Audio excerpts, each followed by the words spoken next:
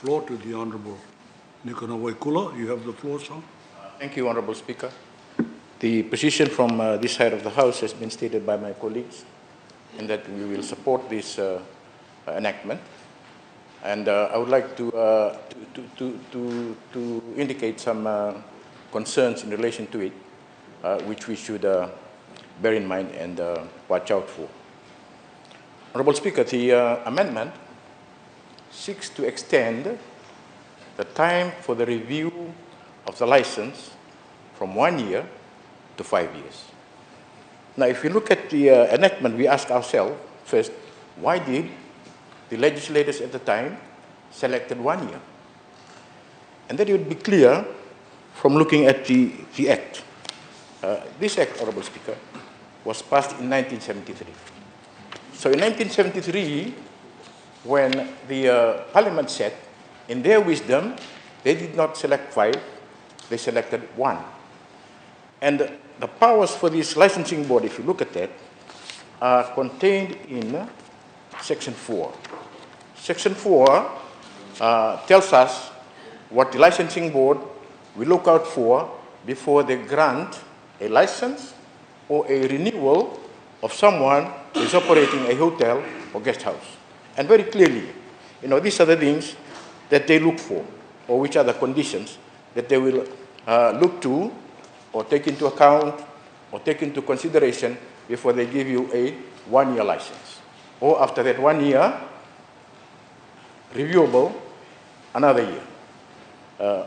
Firstly, it says, no license shall be granted or renewed by the board unless it is satisfied that the manager is of good character and a fit and proper person to run and conduct a hotel, and that the hotel or any part of it will not run as a disorderly house or for illegal or immoral purposes. Number 2, that the premises are reasonably suitable in all respect for use as a hotel. Then it goes on, that will take into account the manner in which the hotel has been run and conducted, structurally maintained during any period prior to the date of the renewal. And coming down, it says it will be reviewable 1 year. So that was a responsibility. And we asked ourselves, why were they doing that? And I believe, Honourable Speaker, the answer is because they were concerned for standard. They wanted this industry of hotel and guest houses to be of the highest standard. So that in every year, they will not only look at the structure, they also look at the conduct, what's being done for. And I think that was good. That was good. Fiji now relies and depends a lot on the hotel industry. And it is very important that the standards are met and are kept very, very high. Honourable Speaker, I was in the West last week. I usually go to Nandi Gateway Hotel. With the income of tourism, it went right up, so I was forced to go to the others. And you can see the differences. In some of these other hotels, you walk in and you can smell. Your face is a foul smell.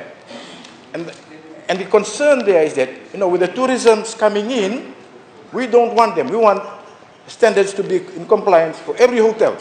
They must fulfill the same standard. And that's the reason why they were forced for 1 year, every year, so that they ensure that those high standards are kept. And this was in 1973, nearly 50 years ago. And here we are now, with the technology and everything. The only reason that the government has stated for changing this in the explanation are 2. The process for applying is time-consuming and create administrative and logistic difficulties with today's technology.